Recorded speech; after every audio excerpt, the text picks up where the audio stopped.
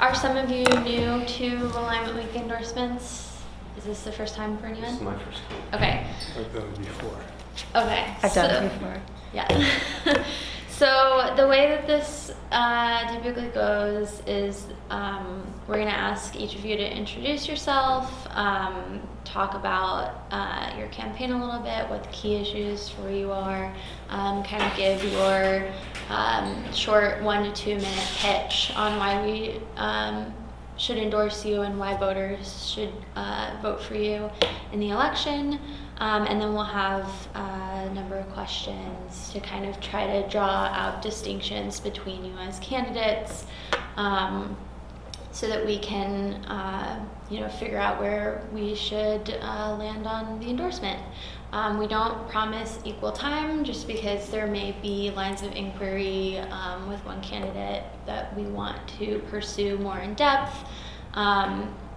But everybody is going to get a chance to talk and do the introduction, and at the end we're going to give everybody a closing statement, and then at the very end, don't let me forget, we ask a fun question. So I thought they were all fun questions. hey, they may be, we'll see. So to start, Representative Bonamici, if you can introduce yourself as the incumbent, kind of describe the district a little bit. Sure. And then you don't have to describe the district again, but you can give us your elevator pitch for why we should endorse you. Thank you. I'm Suzanne Bonamici, and it's my honor to represent the 1st Congressional District, which includes all of Washington County, part of Multnomah County, all of Clatsop, Columbia, and Yamhill counties. It's a diverse district that includes urban, suburban, rural, coastal issues, and it's been an honor to represent the people of the district for the last 6.5 years. Who I am, I worked my way through first community college, working at Legal Aid, and then went to the University of Oregon where I earned a degree in journalism, and then the University of Oregon for law school. After law school, I went and did consumer protection work at the Federal Trade Commission, and then back in Oregon, was with a law firm representing small businesses for a couple of years, and then had the opportunity to take a career break. And that's where I became an active community volunteer, particularly in our public schools and for public education. My kids went through the Beaverton schools. In fact, my son and daughter both know John's daughter. They went to school together. And I see public education as the way to create opportunity for everyone. Very committed to keeping public education public, to making college affordable, which is what I experienced when I went through school, and that's not what I'm hearing from families today. I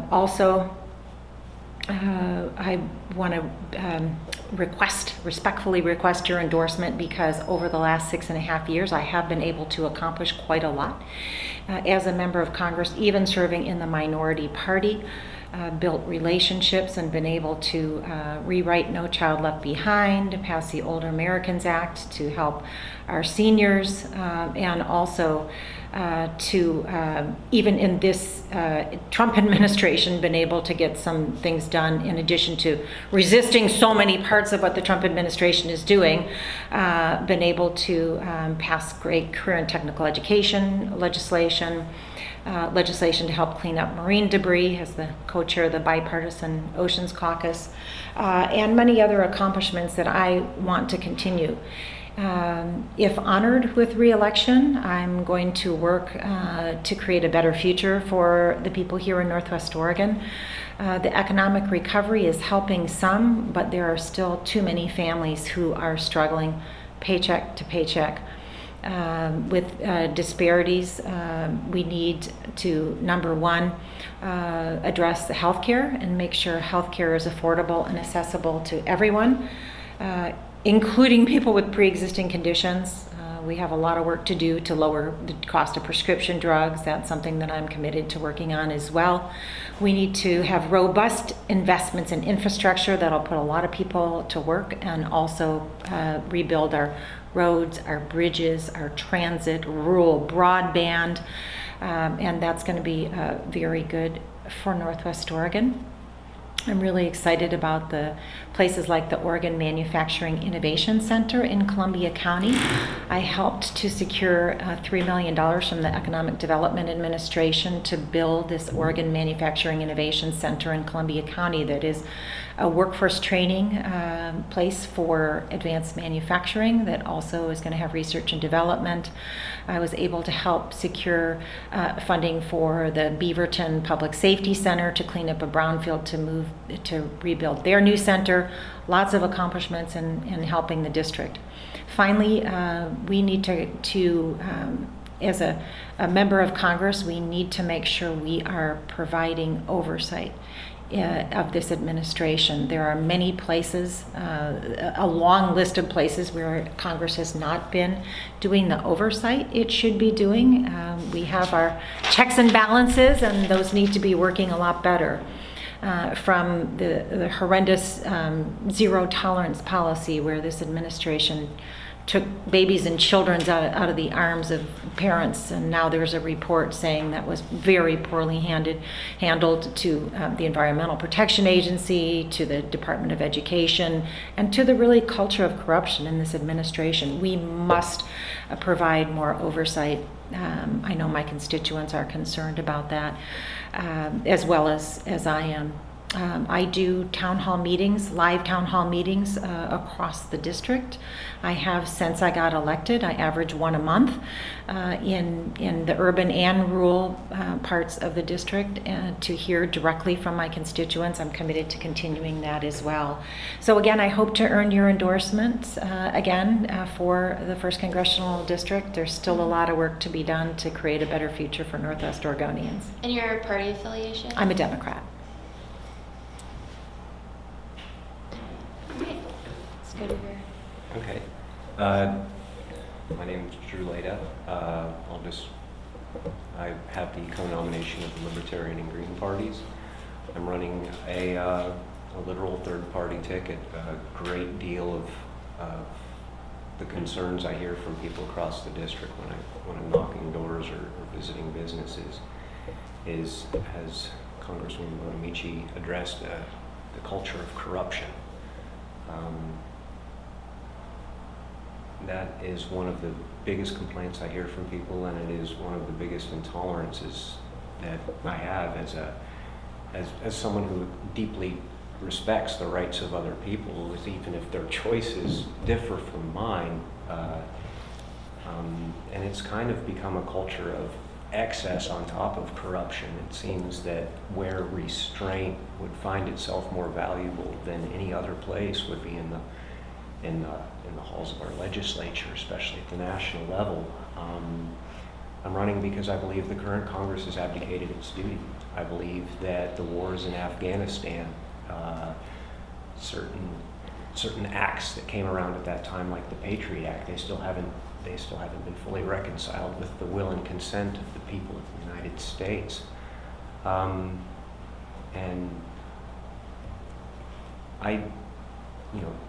running as kind of the universal third-party alternative, I want to make it kind of my big thing to returning, to more of it is probably more of an idealistic way of the way the federal government should operate. Really classical ideas like separations of power, consent of the governed, checks and balances, as Congresswoman Bonamici noted earlier, they are completely broken. There seems no mechanism or no teeth in place whatsoever, other than re-election time, when there really seems to be a legitimate concern for what people have been experiencing. We still haven't heard a valid explanation for the quantitative easings that continue. I mean, the Federal Reserve right now holds $4.4 trillion in funds generated from the quantitative easings, and yet they can only contribute a working fundage of $70 billion towards our annual budget spending. The Republicans are not the party of fiscal conservancy anymore. I am what you would classify as an extreme fiscal conservative, not for the sake of being conservative in itself, but I believe that all operations should run lean and green. The idea of, you know, like when I picture, if I was to picture government as a person, I would want to picture, you know, a marathon runner, someone, you know, you give them a bowl of rice and a half a piece of bacon, they can run 30 miles. I don't like $750 hammers, $250 toilet seats, and to address healthcare, there might be money to insure everybody if Medicare didn't have so many broken policies where and such they're allowed to, you know, reimburse $970 some odd dollars for a $2 bag of saline.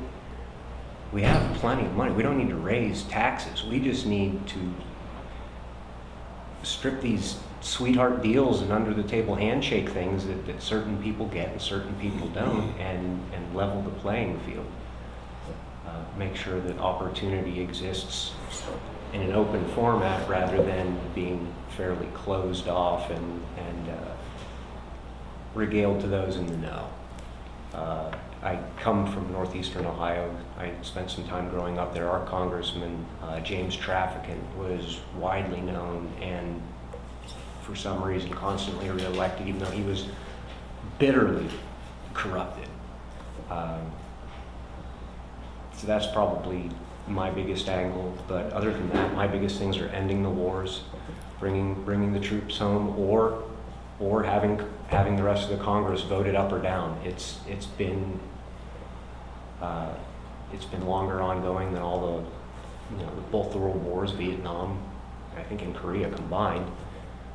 My son, when he was born, you know, when he was like 1.5 is when 9/11 happened. Now he's on his second tour as a ranger in Afghanistan. This is not the way this country is supposed to be run. And how long have you lived in the district? I've lived in the district since 2005. Both of my kids went through the Scappoose School District. Have a daughter, Jessica. And what do you do occupationally?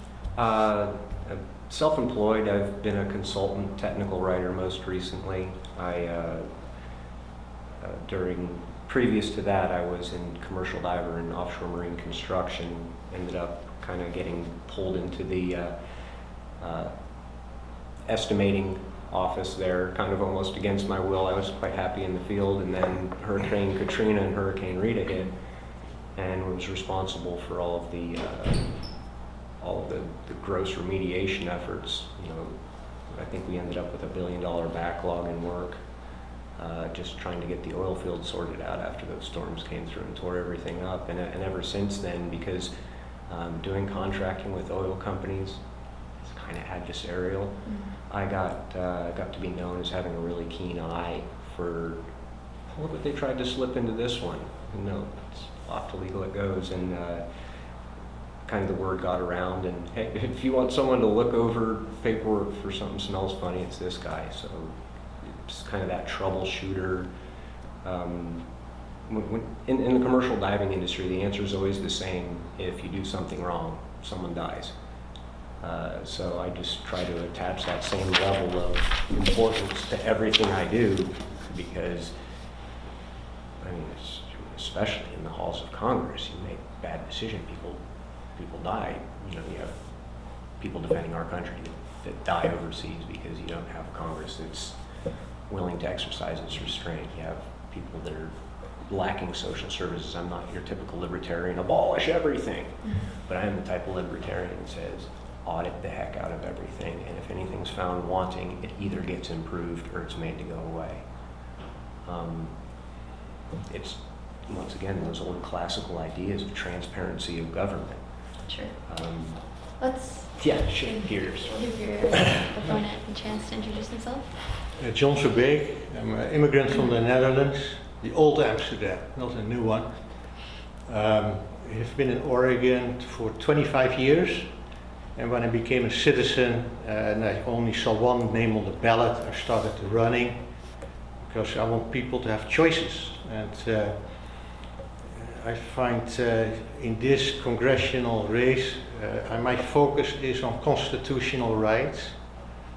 I find our congressional delegation is not a champion of those rights. I think it's very important: freedom of religion, freedom of speech, right to privacy, identity theft. So we have to be, I think it's very beautiful, the United States Constitution and the rights that people have that you don't have in a Soviet republic. And I don't want to take any of those rights away from the American people. So don't take freedom for granted. That's my main issue. And then the second issue is transportation infrastructure. I agree with the incumbent that we need to invest in robust infrastructure, but not only light rail and bike lanes, also roads, the waterways. So that is easier to get around. It takes me forever to cross town, to cross it. People move, buy a house on the other side of the river because the commute takes too long. So transportation infrastructure. And the last item is good health. What does our healthcare system have to do with good health?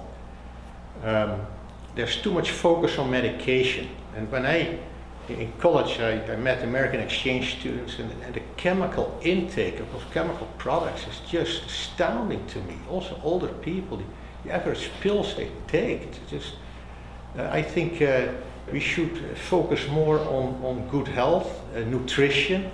I think good nutrition is essential. Pay more attention to it. Oregon has a food culture built on that. And also in healthcare, relationships, the opioid ID crisis. It's not just giving a medication or put a homeless person a roof over their head, but it's also important that they integrate in society, that we have whole homeless camps among the homeless among each other. It's a self-fulfilling prophecy. That's not a solution. Do you want to get healed? Do you want to get to be, do you want to get out of it? And then we should help.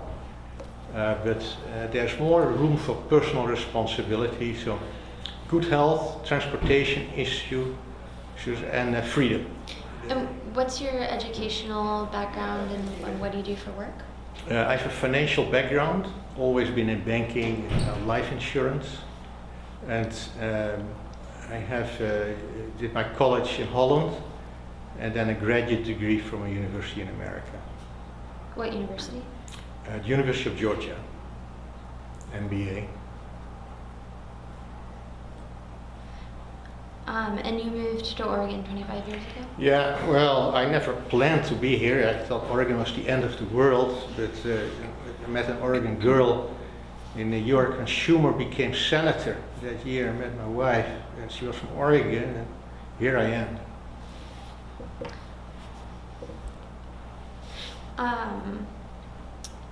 Representative Bonamici, can you name a few, can you name the first priority that you would work on if you were reelected? Growing the economy, and growing the economy means having affordable higher education. It means investing in infrastructure, and it means addressing healthcare and healthcare costs. So that is something that I hear about. The economy, like I said earlier, it's working for some, but not for everybody, and too many people are still struggling. Housing is very expensive. People are in the sandwich generation where they're trying to take care of their kids and take care of parents and save for college for their kids and save for retirement. And too many families are just not making it, or making it just paycheck to paycheck. So making sure that we're growing the economy in a way that works for everyone. I also want to grow the economy in a way that protects our environment. As a member of the Committee on Science, Space, and Technology, I'm extremely concerned about the lack of the current majority in Congress to address climate change. I am a member of the Bipartisan Climate Solutions Caucus, so there are bipartisan members who understand the importance of addressing climate change. And again, as we're growing the economy, we can do that by bolstering our renewable energy industries, growing our economy and infrastructure in ways that are sustainable and that help our our environment as well as grow our economy. And Oregon is a place where we've been able to demonstrate that, but it's a serious issue. So, as a member of Congress, how do you go about addressing the college affordability issue specifically? Oh, thank you for asking that. When I went through 2 years of community college, 2 years of college, and 3 years of law school, I was on my own, and I had a combination of grants and loans and work study. And even after 7 years of higher education, I had a very manageable amount of debt. That is not the story I'm hearing from too many people today. I just met with medical students at OHSU, and the amount of debt is astronomical. We need healthcare providers, but it's costing them so much. It's a real drag on the economy. And also people are making decisions about what to do based on whether they can pay off their student loans. And that's not good for our economy or our future either. So there's several ways to address this. Number one is that we make sure we block the current Higher Education Act reauthorization called the PROSPER Act. That will make it more expensive and harder for people to go to college, especially first generation college students. We need to make sure that we maintain the consumer protections on the for-profit colleges, which this current bill does not do. We need to increase Pell Grants to help low-income students. We need a much better use of our work-study program, and I have had bipartisan conversations and have a bill to reform work-study so that more students can get beneficial work experience. What is broken about the way that work study happens now? The formula under which work study dollars are allocated is antiquated. So we need to reform it so that we're sure that the work study dollars are going to the students who have the most financial need. I also want work study to do a better job of aligning work-study jobs with career interests and goals, because oftentimes students don't get the same sort of low-income students don't get the same sort of experiences that higher income or wealthier students get, for example, doing internships. Although I'm proud to say that Congress just passed legislation to fund paid internships. My office has been paying interns, but now everybody gets to pay their interns, which is an equity issue. And then another important thing that we need to do is we need to, and I have a bipartisan bill to do this, we need to get and keep more students in income-driven repayment. So, for example, if someone goes into public service or works for a nonprofit, they pay according to their income. If they go work for a hedge fund, they're going to pay more than somebody who goes into teaching, for example. So making sure that more students get into and stay in income-driven repayment is important. We need to incentivize our states to invest more in higher education, and that's something that, as a former state legislator, because I serve both in the House and the Senate here in Oregon, we need to have our states investing because that makes a difference as well. Finally, we should not be eliminating the Public Service Loan Forgiveness Program, which is something that is the current majority in Congress has proposed doing. The Public Service Loan Forgiveness Program helps students who want to go into public service. The current Department of Education has been doing an abysmal job of protecting civil rights of students. They've tried to undermine the consumer protections that were put in place. They're trying to preempt states from enforcing consumer protection laws against loan servicers. So we need to have much more oversight of the Department of Education. One thing that seems to be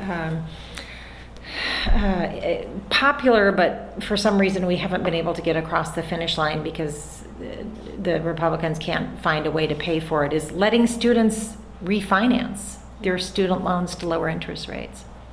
So we should be able to do that. We need to help the students who are currently saddled with student loan debt, but we also, going forward in the long term, need to make college affordable and accessible.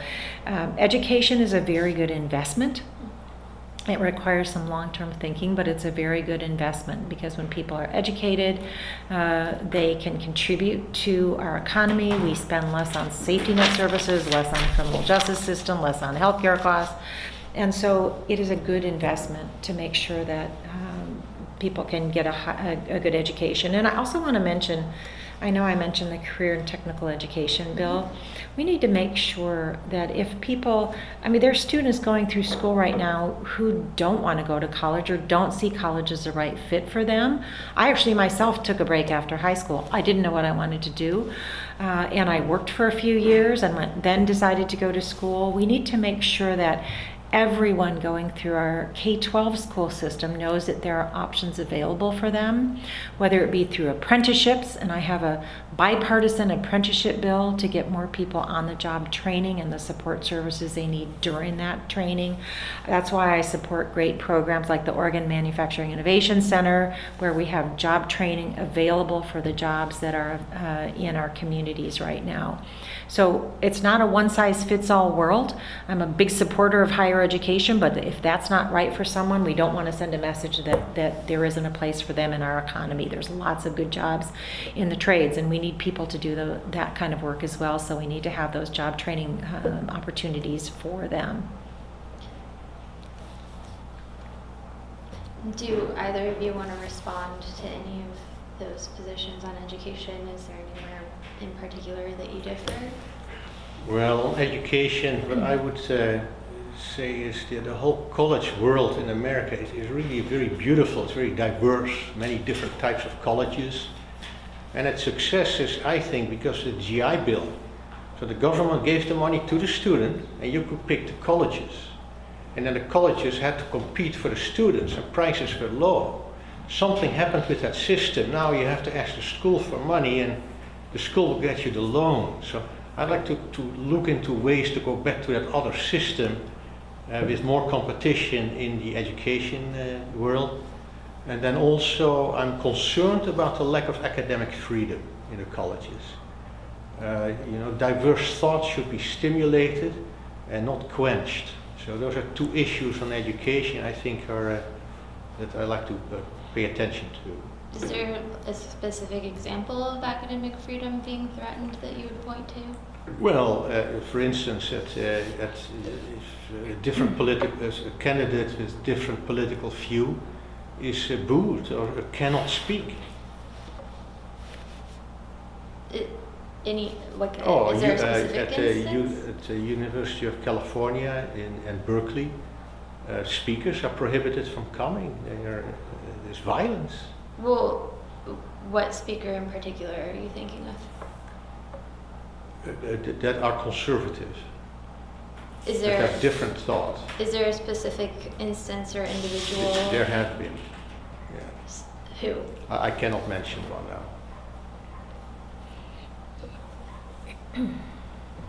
Did you want to speak on education? Absolutely. Something interesting that I read a couple of years ago and it stuck with me had to do with the effect that guaranteed student loans have had on the cost of student loans. There are those that suggest that when you guarantee something, when you basically give it unlimited subsidy, you're going to find yourself a lot of middlemen picking off the insides of that. My father told me about when he went to school during the 1960s. He had the GI Bill, it didn't cover all the expenses, but he was still able to work his way through school part-time.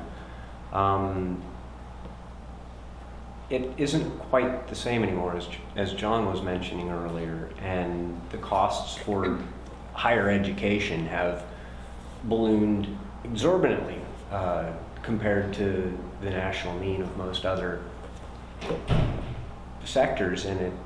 And a lot of people, myself included, would be inclined to think that if you give something maximum subsidy, it's just, it's not balanced in the same way. And I'm not sure where the solution lies in that regard, but I can say that it doesn't lie at the head of the national government. This is something where if Oregon wants to try something, but Michigan wants to try something else, unless the federal government lets them, they can't even try. What do you mean? Because university systems can certainly try to fund their students in a number of different ways that are oh, yes. separate from. That are separate from feds. the federal government Yeah. and the Pell Grants, agreed. But when you have a federal mandate, oftentimes it's Article 6. If the federal government assumes that sort of control and it's not in violation of the 10th Amendment, then the state's got to go, yeah, I guess you're in charge of it. But I really see the states the individual states and communities as better solution breeders for our educational needs than a collection of 535 bureaucrats in Washington. So what's an example of a solution that a state might try that you feel is currently blocked by the way that the federal government subsidizes higher education? The ability to discharge student loan debt that does not result in a degree. Obviously, if you borrow student loan money and you get a degree, you shouldn't be able to write it off because you have that degree for the rest of your life. But is that up to the institutions and the states, or is that kind of up to the lenders of the money? Now that's a very other interesting quandary you bring us into, the lenders of the money. Right now we have pretty much one lender of the money, Sallie Mae. That's a monopoly. I can't overstate how bad monopolies are for things.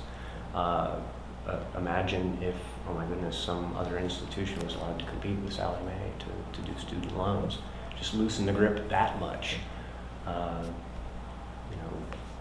These tightly girded rules that limit outside solutions are one of the key aspects of what I view as corruption of the federal government.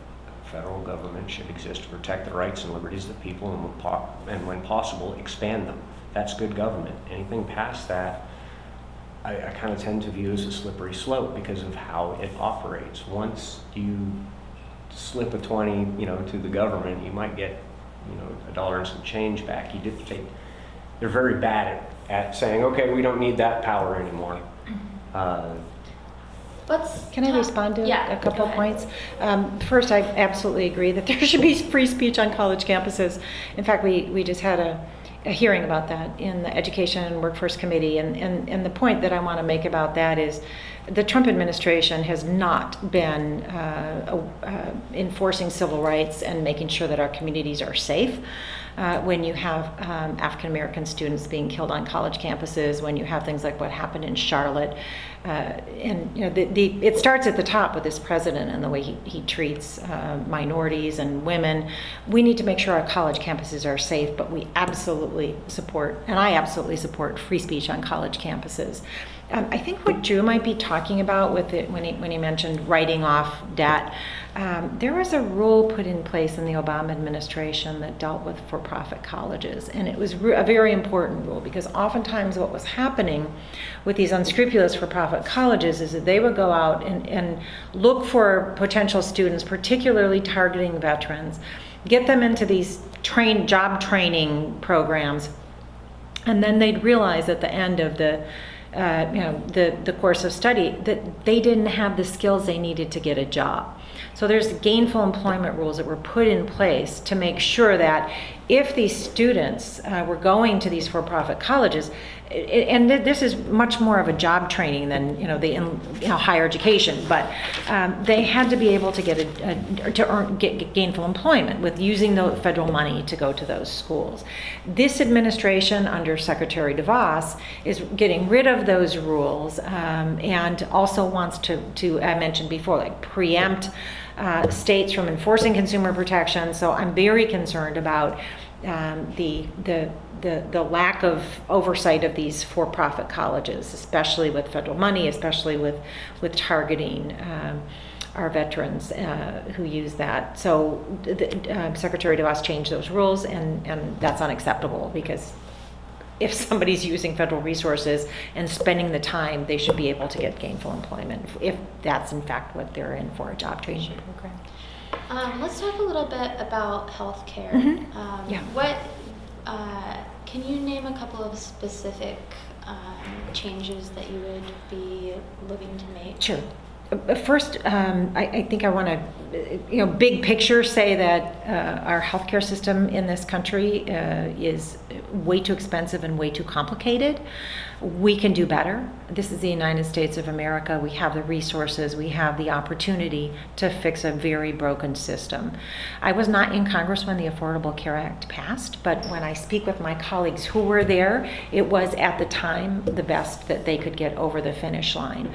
I am now a co-sponsor of the Medicare for All legislation and have joined the Medicare for All caucus because we absolutely must have a conversation about how we can improve healthcare and lower costs. Right now, Medicare can't even negotiate for lower prices for bulk purchasing for prescription drugs like they do at the VA. So that would be one small step, but we have to have a conversation about how we can improve access, how we can simplify the system.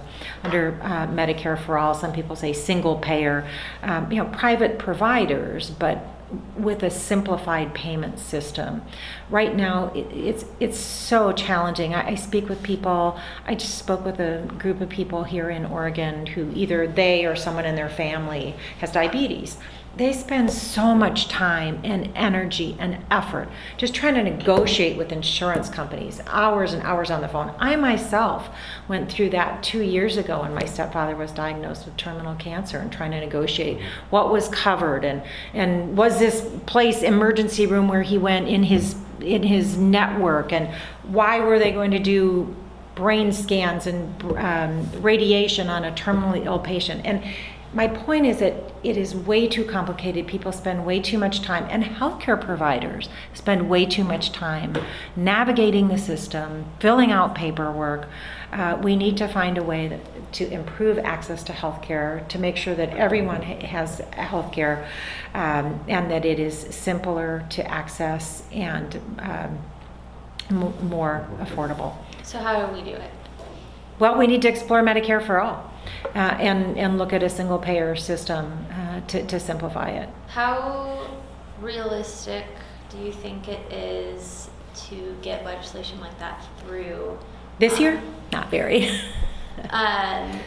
What kind of conditions do you think there will need to be? Will the Democrats need to have both houses? It shouldn't be a partisan issue. In fact, there have been studies looking at the cost savings that could come about under a system like Medicare for All. If you look at systems like they have in other countries where we don't have employer-provided health care, where everybody gets basic health care, it can be a cost savings, and you can have a healthier population because of it. So we have to have the conversation. Again, it's not realistic in this particular Congress, and it shouldn't be a partisan issue. I know my colleagues on both sides of the aisle talk about improving healthcare. Let's look at the studies, let's look at the data, let's look at the best way to do that, make sure that everyone has that access, including preventive care, making sure that people with pre-existing conditions are covered. Here in Oregon, our coordinated care organizations are doing great work. We can look at coordinated care as a model for making sure that people in our communities can access healthcare, mental health care, dental care, vision care, and stay healthier. When our families are healthier, our economy is healthier, our communities are healthier. So we must have that conversation about how we can improve access to healthcare. In the short term, things like making sure that people with pre-existing conditions are protected, making sure that we're addressing prescription drug costs. But in the long term, we need to look at a structural change in how we provide health care to people in this country. Someone wouldn't mind adding to that. Go ahead. Healthcare provision, and she talks about Medicare for All and single payer insurance. A lot of people I talk to find that somewhat worrisome in the regard of, once again, we get back to, if there's guaranteed money in what they have right now, then there's no incentive to advance. And particular to healthcare, I use the analogy of LASIK. LASIK has I can't think of a single insurance policy that covers LASIK eye surgery. Whereas you look at something that insurance does cover or Medicaid does subsidize, like the EpiPen, it hasn't really changed largely in its development since it was brought out, and the prices jumped through the roof.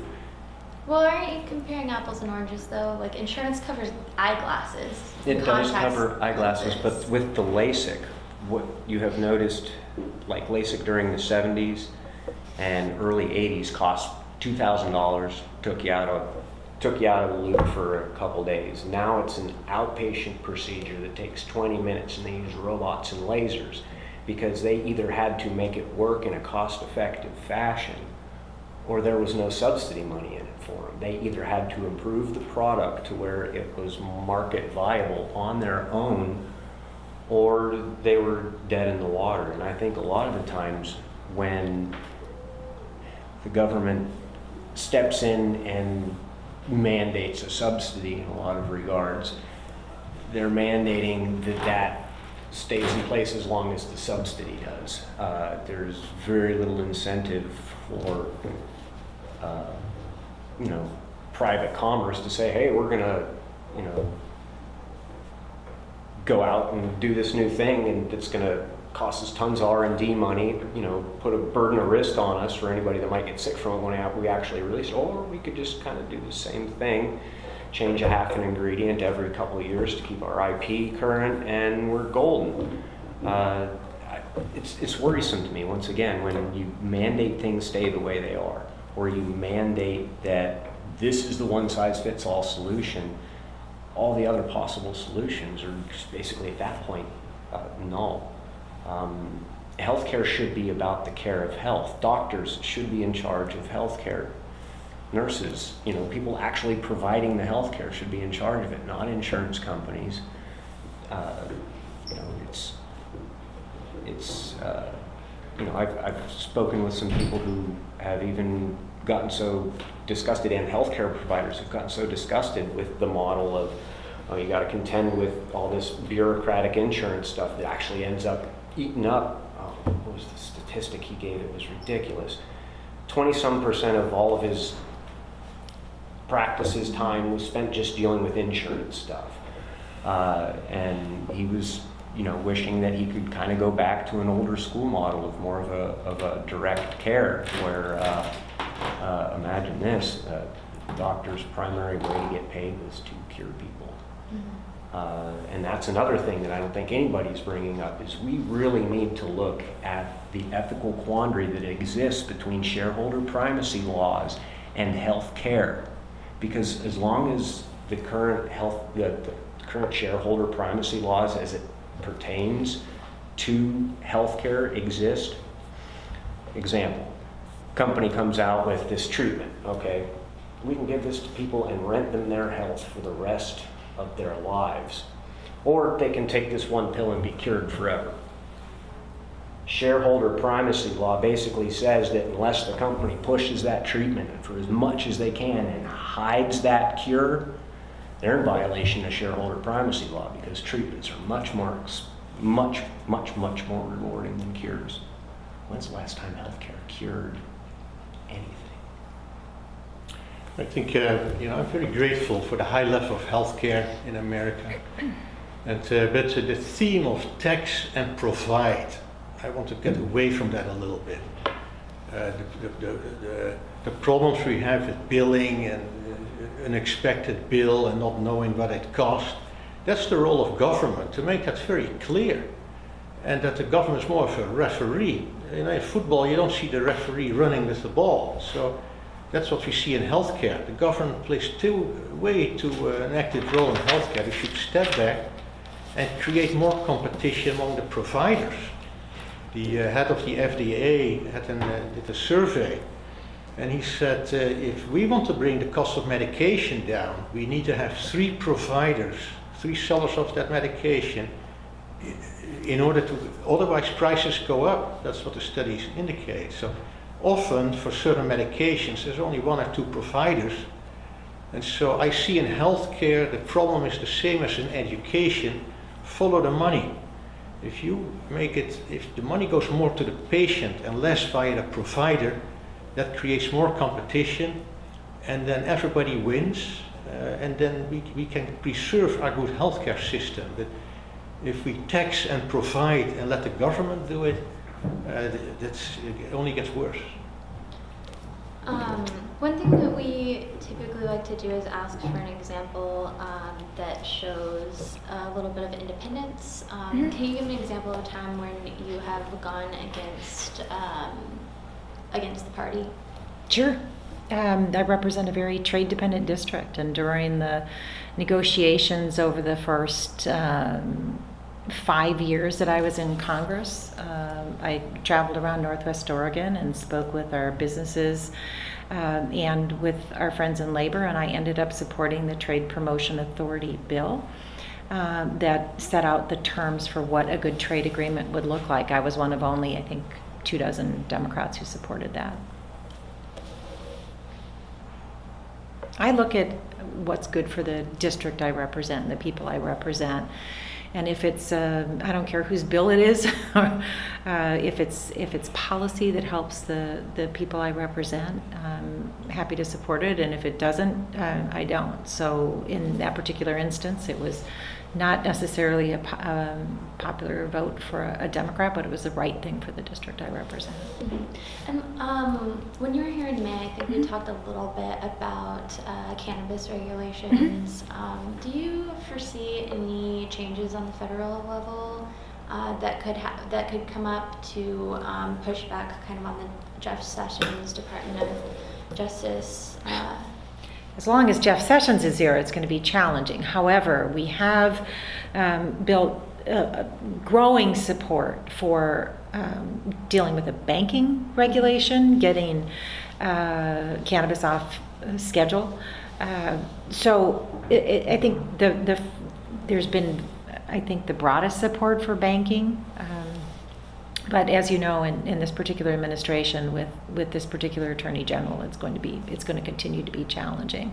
You know, regardless of where people were on the ballot measure, cannabis is legal in this state, and there's absolutely no reason why it should be a cash business. And banking is challenging. Even we have our state treasurer, Tobias Reed, has worked hard on setting up a retirement program for people who don't have retirement savings programs at work. The cannabis businesses are challenged with even participating in that because of this having cannabis scheduled. So we've seen some growing support for that. Of course, Congressman Blumenauer has been leading that on the Ways and Means Committee, but also our colleagues from California, Colorado, and Washington have also been working hard. We've been trying to get the banking legislation through. So we'll continue to work on that. Again, in the short term, I don't see anything this year, but perhaps if we could get it through both chambers and send it up and see if the president signs it, we'll see. But it's something we should be doing. And speaking of the president, in your introductory, introduction, you mentioned resistance. Where do you see resisting as being most important? Like, what areas are most important to resist? How much time do we have? Well, I just walked over to the Senate Judiciary Committee hearing last week and sat in the Senate hearing room as there was a debate going on in the Senate Judiciary Committee about the nomination of Judge Kavanaugh to the United States Supreme Court. I think with people stepping up and speaking out across the country, I believe Dr. Ford. I heard her testimony and found her to be very credible. And also she took a polygraph, which Judge Kavanaugh did not do and did not offer to do.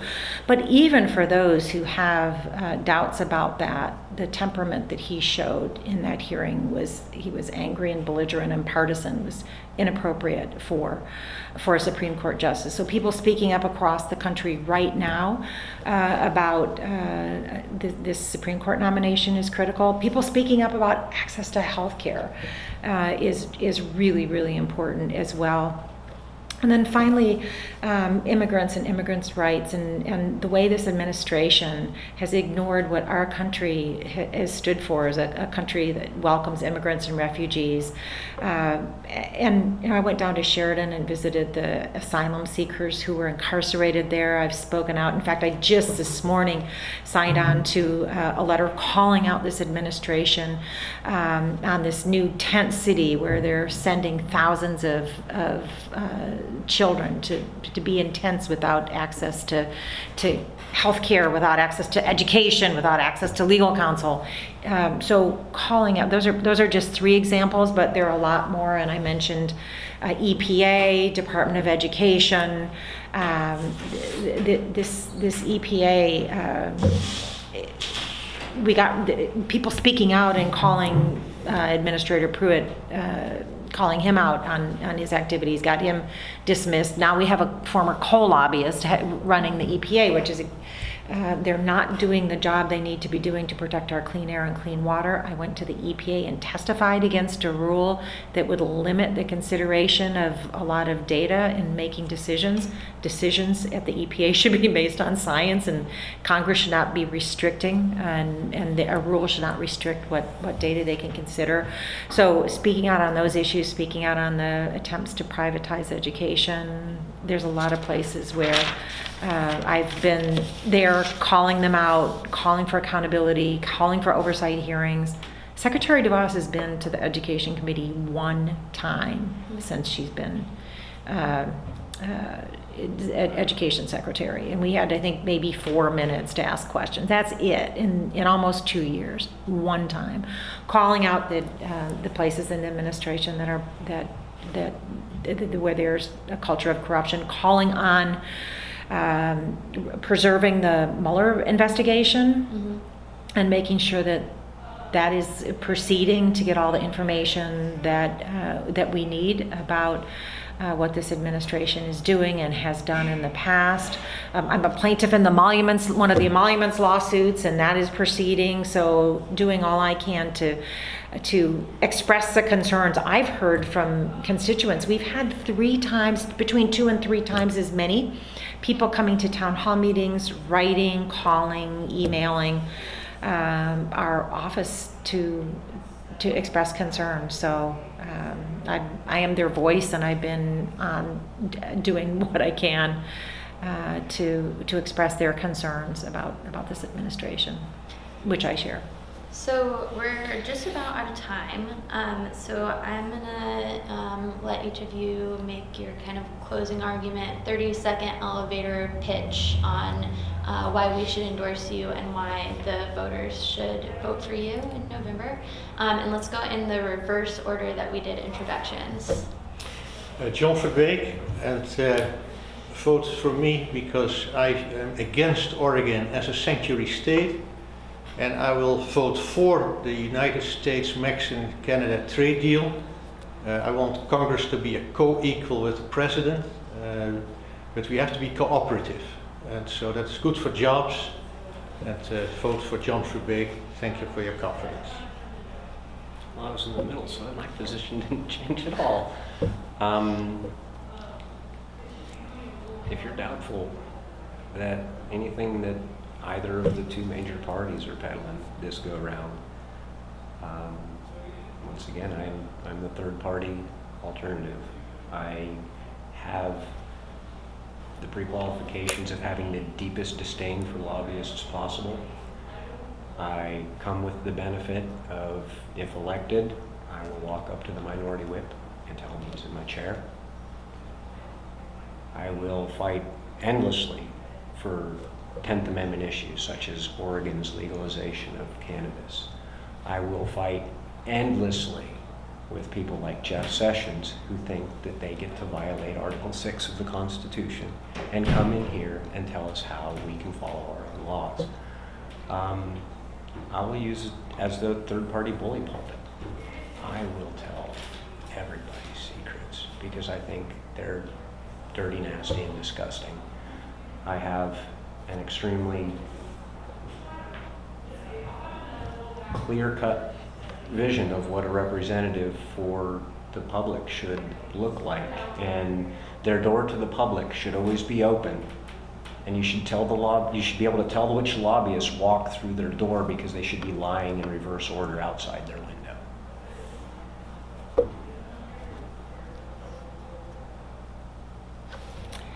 Thank you for the opportunity to be with you today. I'm Suzanne Bonamici, and as the representative for the 1st Congressional District for the last 6.5 years, I'd be honored to receive your endorsement and honored if the voters elect to send me back to Washington, D.C., where I have been able to accomplish, even in the minority party, many good things for the people of Northwest Oregon. I know there is still a lot of work to do, but I have been able to build bridges and form relationships. I've worked with some of the most conservative members of Congress and some of the most progressive members of Congress to get legislation through that helps Northwest Oregonians. I will continue to do that and be an effective legislator. I know too many people are still struggling. We need to grow our economy in a way that helps everyone, not just those at the top. We need to make college more affordable. We need to protect the public and public education. We need to address climate change. We need to invest in robust investment in infrastructure, and we need to make healthcare affordable and accessible to all. And I will also continue to speak out and hold this administration accountable where there needs to be resistance, and I have done that as your representative while still continuing to do the work of the people in passing legislation that helps each and every one of the residents of Northwest Oregon. So again, I'd be honored to earn your endorsement again, and I thank you for the opportunity to be here with you today. All right, one final question, and this is Is this our- the fun one? I've been Fun looking one. forward to the whole time. So this one is a pretty simple question. It's just, what are you afraid of? And people have answered this in a lot of different ways. Some people have given kind of political answers, but some people have just given examples like spiders, sharks, snakes. And to be honest, we kind of like the lighthearted one, something that gives the voters a little bit of insight into who you are as a person, not just a politician or candidate. So let's start with you, since you're stuck in the middle. Nice. I never get to go last. How long is the answer allowed to be? I'm Pretty short. I'm afraid of a lot of things.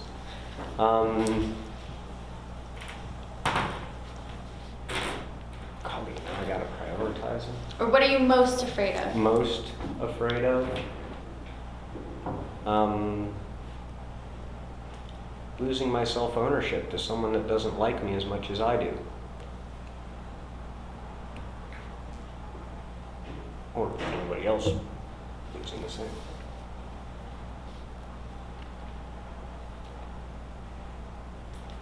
I'm going to do both, actually. I just had a conversation with some healthcare providers who, like me, grew up before Roe versus Wade. I'm afraid of going back to the days when women could not make their own reproductive healthcare decisions, which is inappropriate. And I'm also afraid about hacking and election security. But I'm also afraid of scary movies. And if I want to go see a movie, if I go to see a movie, I want it to make me happy. Like Science Fair, which I saw yesterday about kids from around the world who participate in the International Science Fair. So no scary movies, no going back to pre-Roe versus Wade and address election security. What's the scariest movie that you've seen that put you off scary movies forever? Silence of the Lambs. It's a pretty scary one. But there's a lot of them. So that one is really scary. Yes. I fear most the judge, not the friend of Kavanaugh, but the one that's painted on the back wall of the Sistine Chapel.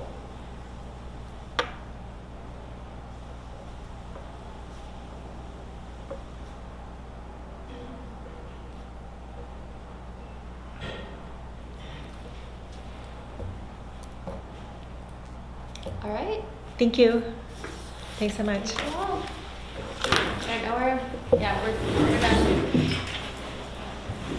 Oh, actually, one thing.